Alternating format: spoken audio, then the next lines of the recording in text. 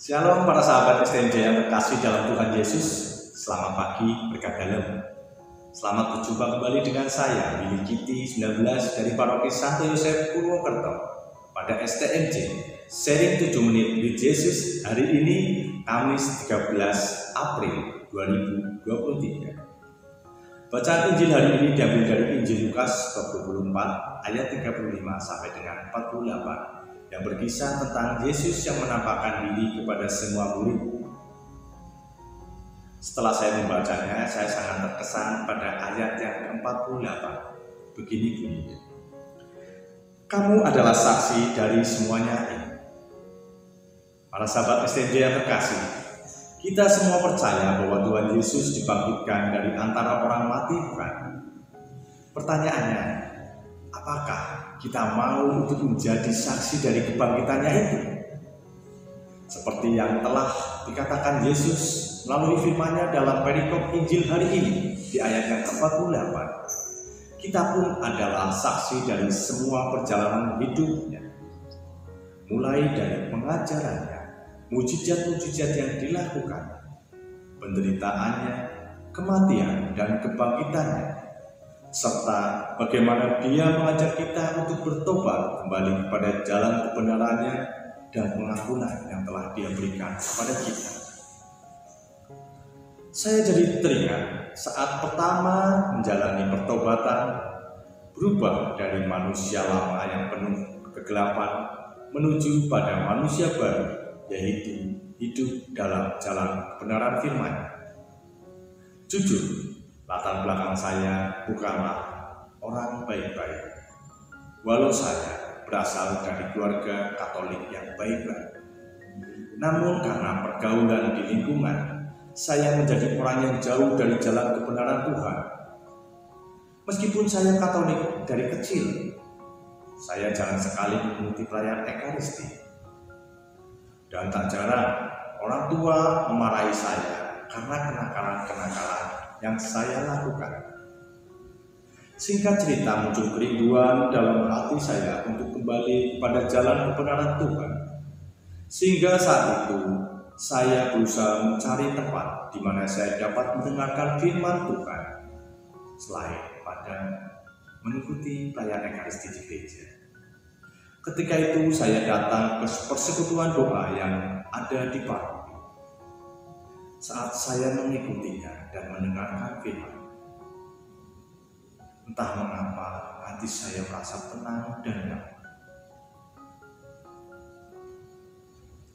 Muncul perasaan bersalah karena dosa-dosa yang pernah saya lakukan. Dari situ, entah kenapa, muncul juga keinginan untuk ikut dalam pelayanan. Puji Tuhan, saat itu saya diperkenankan oleh teman-teman persekutuan doa untuk ikut melayani, walau saya hanya ikut pelayanan dalam seksi perlengkapan. Namun, semua itu saya lakukan dengan penuh sukacita. Seiring berjalannya waktu, saya semakin rajin untuk membaca kitab suci. Dan dari kebiasaan membaca kitab suci itu, saya semakin terpanggil untuk lebih lagi dalam pelayanan. Saya yang dulunya malu untuk sharing karena berpikir bahwa itu aib bagi diri saya. Namun, karena sering ikut pengakuan dosa dan persekutuan doa, saya semakin dibuka pikiran dan hati saya bahwa ketika saya sharing, itu bukan mempermalukan diri saya atau aib saya, melainkan mempermalukan iblis. Dan dengan sharing, kita dibawa oleh Tuhan untuk menjadi pribadi yang merdeka dari dosa-dosa yang selama ini mengikat saya. Saya yang dulunya takut atau malu untuk mengakukan pengakuan dosa, sekarang saya semakin berani untuk mengakui dosa-dosa saya dan mohon sakramen pertobatan melalui Roh. Dan setelah itu saya berusaha untuk tidak melakukan perbuatan dosa itu. Para sahabat STJ yang terkasih, dari semua kebiasaan baru itu, saya semakin ingin melayani lebih lagi. Dulu ketika saya disuruh untuk menjadi prodiakon oleh lingkungan, saya selalu menolak dengan alasan saya belum layak, saya tidak pantas, saya bla bla bla bla. Itulah litani alasan saya. Belum punya waktu lah, saya masih muda lah. Namun saat ini saya menerima panggilan tersebut untuk melayani sebagai prodiakon dengan penuh sukacita.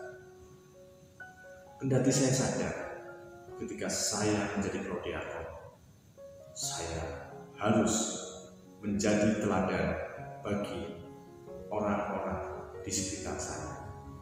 Saya harus menjadi orang Katolik yang benar dan hidup sesuai dengan kehendak Tuhan.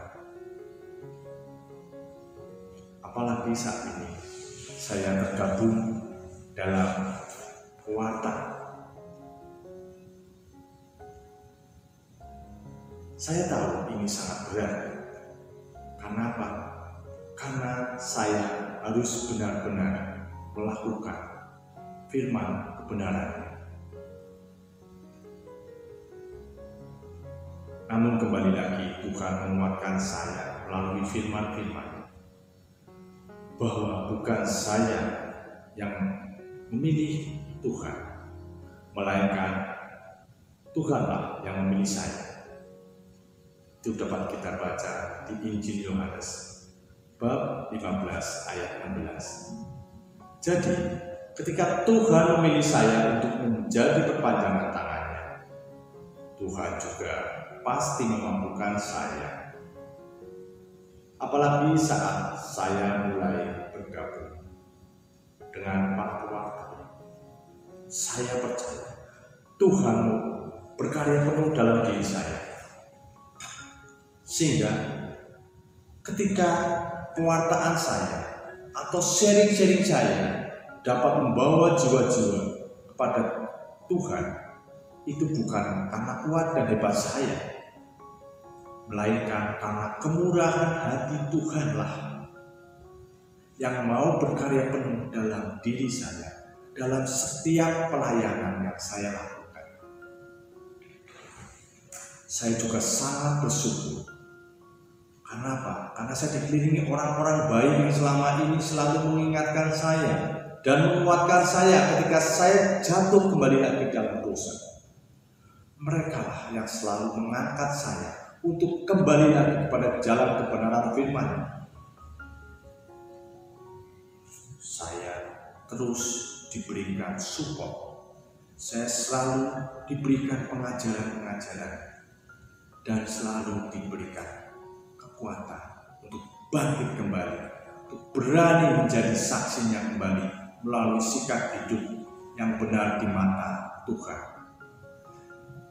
Kendati banyak orang yang tidak suka dalam pelayanan-pelayanan saya, tapi saya sangat percaya bahwa Tuhanlah yang berkarya dalam setiap pelayanan yang saya lakukan. Itulah yang membawa saya untuk semakin berani menjadi saksinya melalui sikap hidup saya. Walau saya akui itu berat bagi saya, karena saya dulunya orang yang bukan baik-baik. Tapi saya percaya ketika Tuhan sudah memilih saya, Tuhan pasti akan memampukan saya. Dan melalui firman-firman, saya dibawa terus dalam jalan kebenaran. Para sahabat STJ yang terkasih, demikianlah sharing saya hari ini. Bagaimana saya yang awalnya orang yang tidak baik-baik, namun Tuhan perkenankan saya dan Tuhan pilih saya untuk berani menjadi saksinya, saksi kebenaran firman-Nya melalui sikap hidup saya. Dan bagaimana lalu firman-firman-Nya Tuhan ingin membentuk saya menjadi pribadi yang lebih baik dan benar lagi untuk dapat menikmati kasih dan rahmat-Nya yang begitu berlimpah dalam kehidupan saya. Sehingga bukan hanya dalam suka saja saya bersaksi tentang Tuhan, tapi dalam duka pun saya berani untuk menyaksikan kebenaran firman-Nya di dalam kehidupan saya. Terpujilah Tuhan kini dan sepanjang segala masa.